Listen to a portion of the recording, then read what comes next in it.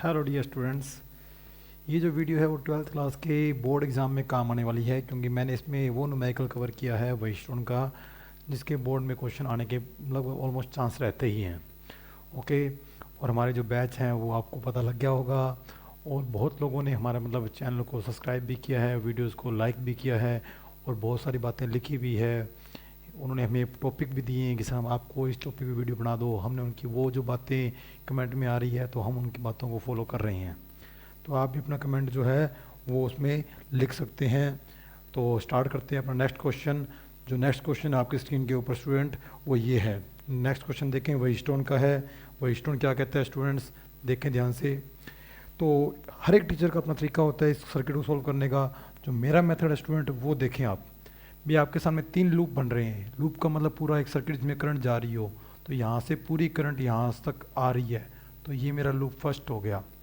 ऐसे ही लूप एक और बन रहा है, इसको मैं लूप 2 मान लेता हूँ, और एक ऐसे लूप यहाँ बन रहा है। तो आपके सामने स्टूडेंट ऑलमोस्ट 3 लूप आप सबको दिख रहे होंगे। अब मेरा तरीका क्या है, देखो स्टेटमेंट तो वही है, क्या कहता है कि टोटल वोल्टेज ड्रॉप 0 होगा। अब कई टीचर क्या करते हैं, या कईयों का अपना अपना तरीका होता है। मेरा तरीका ये है कि रही टोटल वोल्टेज ड्रॉप 0 होगा, मैं उसी बात को फॉलो करके मैं मेरा कंटेंट, मुझे ऐसा लगता है कि इस तरीके से क्वेश्चन सॉल्व करते हैं तो ईजी सॉल्व होता है। तो आप एक काम करें, आप एक लूप इमेजिन कर लें, उस लूप में आप एक डायरेक्शन इमेजिन कर लें। जैसे मैं जिस लूप की बात कर रहा हूँ उस लूप में डायरेक्शन मैं सेल को देख के डिसाइड करूँगा। अब सेल में प्लस यहाँ है, तो मैं इस तरह घूमूंगा कि मैं सेल के प्लस से निकलूँ। मैं यहाँ से जाता हुआ, यहाँ जाता हुआ, एट द एंड यहाँ जाऊँगा। और इस लूप में भी ऐसे करूँगा, मैं यहाँ से जाता हुआ, यहाँ से जाता हुआ, यहाँ जाऊँगा। और इस लूप में मैं जो घूमूंगा वो मैं इस तरह घूमूंगा ताकि मैं सेल के प्लस से निकल सकूँ। तो मैंने जो डायरेक्शन ली है वो आपको इसमें दिख गई होगी। अब मैं इधर जा रहा हूँ, करंट मेरे साथ चलेगी, तो रेजिस्टेंस में मेरे को वोल्टेज प्लस की मिलेगी। तो देखते हैं, मैं इधर जा रहा हूँ, करंट मेरे साथ चल रही है, तो यहाँ पर जो वोल्टेज आएगी स्टूडेंट्स वो प्लस की आएगी। वोल्टेज V इक्वल क्या होता है, IR। I वहाँ पे I2 है, R वहाँ पे 4 है। फिर मैं इधर गया, करंट मेरे साथ चली, यहाँ करंट है I2 प्लस I3, कितने ओम में है, 2 ओम में। तो करंट मेरे साथ चली, तो यहाँ भी जो वोल्टेज बनेगी वो प्लस की बनेगी। फिर मैं इधर चला, करंट मेरे साथ चली, अब 1 ओम के भी साथ, मेरे 1 ओम के अंदर भी करंट मेरे साथ ही चल रही है, वो करंट है I1। तो यहाँ पर 3 ही रेजिस्टेंस आए, और तीनों ही रेजिस्टेंस में करंट मैंने जो डायरेक्शन ली उसके अकॉर्डिंग चल रही है, तो यहाँ पर तीनों में वोल्टेज ड्रॉप प्लस का आएगा। अगर किसी रेजिस्टेंस में अपोजिट आएगी तो माइनस आएगा। ऐसे क्वेश्चन भी मैंने इसमें दिए हैं। और मैं सेल की कहानी क्या है, सेल का मैं EMF वहाँ लिखूंगा, कि मैं ये कहता हूँ कि रेजिस्टेंस का वोल्टेज ड्रॉप सेल के EMF के इक्वल होता है। और सेल की कहानी क्या है, सेल के जिस टर्मिनल से मैं बाहर निकलूंगा मैं वो साइन लूंगा। मैं माइनस से एंटर कर रहा हूँ, प्लस से बाहर निकल रहा हूँ, तो यहाँ जो वोल्टेज होगी मैं वो 10 वोल्ट प्लस का लूँगा। अब आप देख लें, ये I2 है, ये I2 है, तो ओवरऑल कितने हो गए, 6I2। I3 कितने हो गए, 2I3। और I1 कितने हैं, एक ही है, इक्वल में कितना है, 10 है। तो रेजिस्टेंस में क्या सिस्टम होता है स्टूडेंट्स। अब वैसे तो आप सबसे फंडा क्या है, पहले अपना आप मर्जी से एक डायरेक्शन लेट कर लें। अगर आप वो उस डायरेक्शन के अकॉर्डिंग चल रहे हैं, रेजिस्टेंस अगर आपके आ रहे हैं, तो रेजिस्टेंस की वोल्टेज जो बनेगी वो प्लस की बनेगी। और अगर उसी डायरेक्शन में सेल आ रहा है तो सेल का प्लस टर्मिनल, आप जिस टर्मिनल से आप बाहर निकलेंगे वही सेल का EMF काउंट होगा। अगर आप प्लस से निकलते हैं तो प्लस काउंट होगा, माइनस से निकलते हैं तो माइनस काउंट होगा। अब मैं बात करता हूँ लूप सेकंड की। तो मैं इधर से चल रहा हूँ, करंट मेरे साथ चल रही है, तो 4 वाले में करंट मेरे साथ चल रही है, उसकी करंट की वैल्यू है I1 माइनस I2। अब इधर देखो स्टूडेंट, मैं इधर जा रहा हूँ, करंट सामने से आ रही है, तो माइनस आएगा यहाँ पे। और कौन सी करंट आ रही है, करंट है I2 plus I3 minus I1।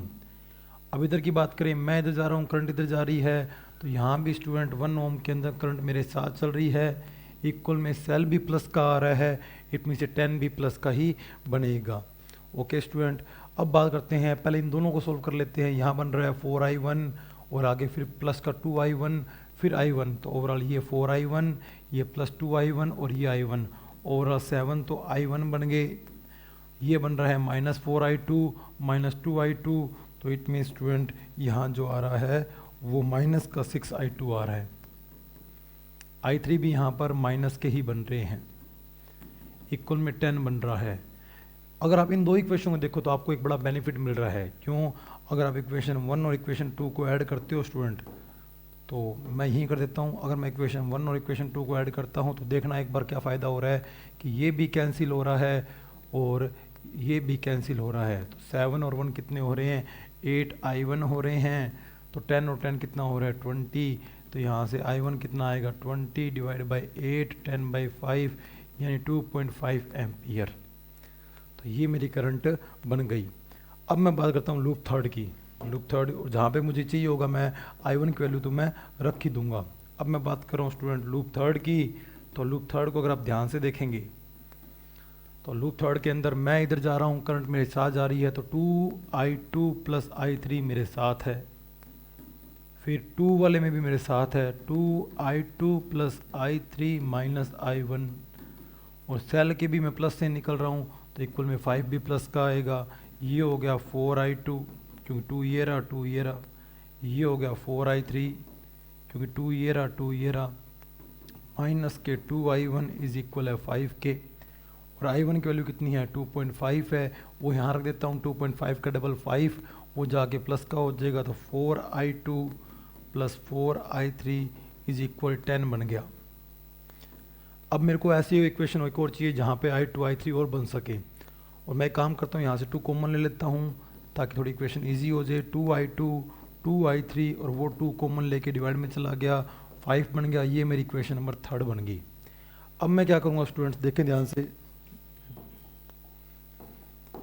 अब मैं इस इक्वेशन को भी सोल्व कर लेता हूँ बाय इक्वेशन फर्स्ट। अगर मैं इक्वेशन फर्स्ट को देखूँ ध्यान से स्टूडेंट, तो मेरे पास i1 की वैल्यू पड़ी है 2.5, वो 2.5 वहाँ जाके माइनस का हो जाएगा। तो 6i2 plus 2i3 is equal 7.5, और ये पड़ी है इक्वेशन नंबर 3, वो है 2i2 प्लस 2i3, वो है 5। इन दोनों को अगर माइनस कर दें तो स्टूडेंट i3 कैंसिल हो जाएगा। तो 4i2 इज इक्वल 2.5, तो यहाँ से आपका i2 आ जाएगा 2.5 डिवाइड बाई 4। ये i2 वहाँ रख दें जहाँ से आपको i3 मिल सकता है, यहाँ रख दो कि आपकी जो i2 की वैल्यू आई है वो आई है 2.5 डिवाइड बाई 4, और i3 आपको कैलकुलेट करना है, इक्वल में पड़ा है 5। ये इससे कैंसिल हो रहा है, ये बन रहा है 1.25, 2i3 इज इक्वल 5, ये वहाँ जाके माइनस का हो जाएगा। 2i3 इज इक्वल 3.75, यहाँ से आपका i3 आएगा 1.875 एम्पियर। तो आपने तीनों करंट कैलकुलेट कर ली, i1 i2 i3। अब आप डिसाइड कर सकते हैं किस सर्किट में कौन सी करंट जा रही है। तो इसका सिंपल सा फंडा यही है कि आप अपनी मर्ज़ी से एक डायरेक्शन चूज़ कर लें, जिस डायरेक्शन को आपने चूज़ किया है उसके अकॉर्डिंग आप लूप में जा रहे हैं। अगर रेजिस्टेंस में वोल्टेज आ रही है तो प्लस की, और सेल का सिस्टम ये है कि सेल के जिस टर्मिनल से आप बाहर निकलेंगे वही साइन आएगा। इस तरह आप इसका कोई भी क्वेश्चन कर सकते हैं। आपके सामने क्वेश्चन नेक्स्ट वीडियो में एक और लेके आऊँगा। ओके स्टूडेंट्स, मिलते हैं नेक्स्ट वीडियो में। Thank you.